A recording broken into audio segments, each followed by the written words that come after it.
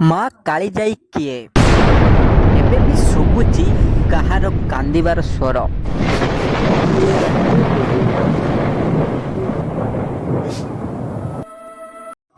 ଦେଖନ୍ତୁ, ଆଜି ବି ଯିବାକୁ ଡରନ୍ତି ଭକ୍ତମାନେ। କାଳିଜାଇ ମନ୍ଦିର ଚିଲିକା ମଧ୍ୟରେ ଅବସ୍ଥିତ।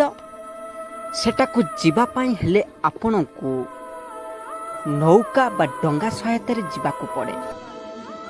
ଡରିଥାନ୍ତି ଲୋକମାନେ, କାହିଁକି ଭୟ ଆସେ ନିଜ ମନରେ। କାହିଁକି ସେଇ ଦିବ୍ୟ ଭବ୍ୟ ମନ୍ଦିର ପ୍ରତିଷ୍ଠା ହେଲା ଚିଲିକା ହ୍ରଦ ମଝିରେ। ଜାଣିବା ସବୁ ରହସ୍ୟମୟ କଥା ଦର୍ଶକ ବନ୍ଧୁ। କିନ୍ତୁ ତା ପୂର୍ବରୁ ଚ୍ୟାନେଲରେ ନୂଆ ଥିଲେ ସବସ୍କ୍ରାଇବ୍ କରିନିଅନ୍ତୁ, ବେଲ୍ ଆଇକନ୍କୁ ପ୍ରେସ୍ କରିନିଅନ୍ତୁ। ବହୁତ ସୁନ୍ଦର ଇଏ ସାଧୁ କଥା, ବହୁତ ବଢ଼ିଆ ସୁନ୍ଦର ଜାଣିବେ ମନ୍ଦିରର ରହସ୍ୟ କଥା।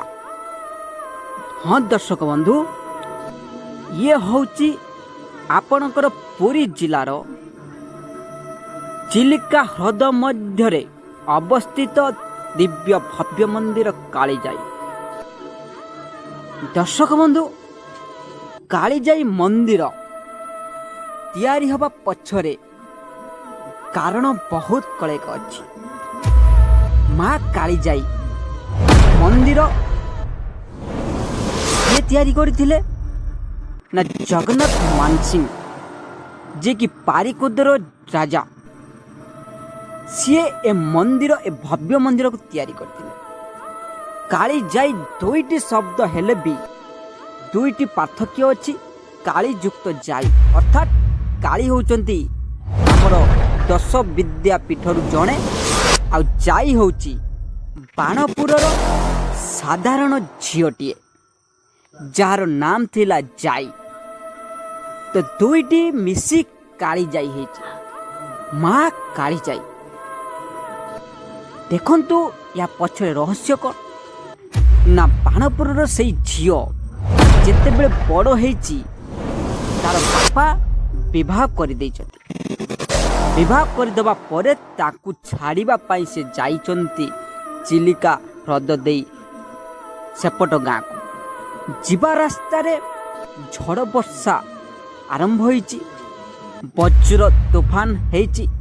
ସେଇଥିରେ ଡଙ୍ଗାଟି ଓଲଟି ପଡ଼ିଛି, ଆଉ ଯାଇ ହଜିଯାଇଛି। ସେଇ ଜଳ ଗଭୀର କାତ ପାଉନଥିବା ଜଳରାଶିରେ ସେ ବୁଡ଼ି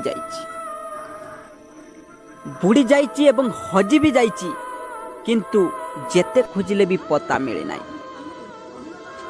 ପୁଣି ହଠାତ୍ କିଛି ସମୟ ପରେ ସିଏ ପୁଣି ଶାନ୍ତ ହେଇଯାଇଛି। କିନ୍ତୁ ଶାନ୍ତ ସବୁ ପରିବେଶ ସିନା ହେଇଯାଇଛି, କିନ୍ତୁ ଯାଇ ଆଉ ଦେଖା ନାହିଁ, ଯାଇ ଆଉ ମିଳିଲା ନାହିଁ। ସେ ଯାଇ ଗଲା କୁଆଡ଼େ? ସେଇ ଯାଇ ଭଗବାନ ଅବତାର ଧାରଣ କରିଛନ୍ତି, ଆଉ ରାଜାଙ୍କୁ ସ୍ୱପ୍ନେଇ ସେଠି ଦିବ୍ୟ ମନ୍ଦିରଟେ ପ୍ରତିଷ୍ଠା ହେଇଛି।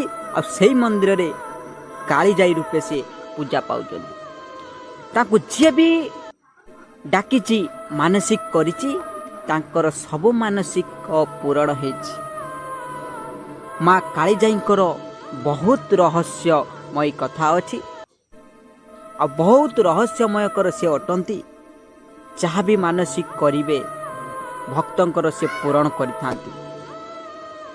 ସେ ସ୍ୱୟଂ ଭକ୍ତର ଭକ୍ତିରେ ମଜବୁର ହୋଇଯାଆନ୍ତି ଏବଂ ଖୁସି ହୋଇ ଭକ୍ତର ମନ ଇଚ୍ଛା ସେ ପୂର୍ଣ୍ଣ କରନ୍ତି। ଦର୍ଶକ ବନ୍ଧୁ, ଯଦି ଆପଣ ଆସିନାହାନ୍ତି এই ଜାଗାକୁ, ନିଶ୍ଚିତ ଆସନ୍ତୁ, ମା କାଳିଜାଇଙ୍କୁ ଦର୍ଶନ କରନ୍ତୁ। ଭିଡ଼ିଓ ଯଦି ଭଲ ଲାଗିଥାଏ ନିଶ୍ଚିତ ଲାଇକ୍ ଆଉ ସେୟାର କରନ୍ତୁ, ଆଉ କମେଣ୍ଟରେ ଜୟ ମା କାଳିଜାଇ ନିଶ୍ଚିତ ଲେଖିବାକୁ ଭୁଲିବେନି। ଆଉ କେଉଁ ଜାଗାରୁ ଦେଖୁଛନ୍ତି ନିଶ୍ଚିତ କମେଣ୍ଟ କରିବେ। ଜୟ ଜଗନ୍ନାଥ, ଜୟ ମା କାଳିଜାଇ।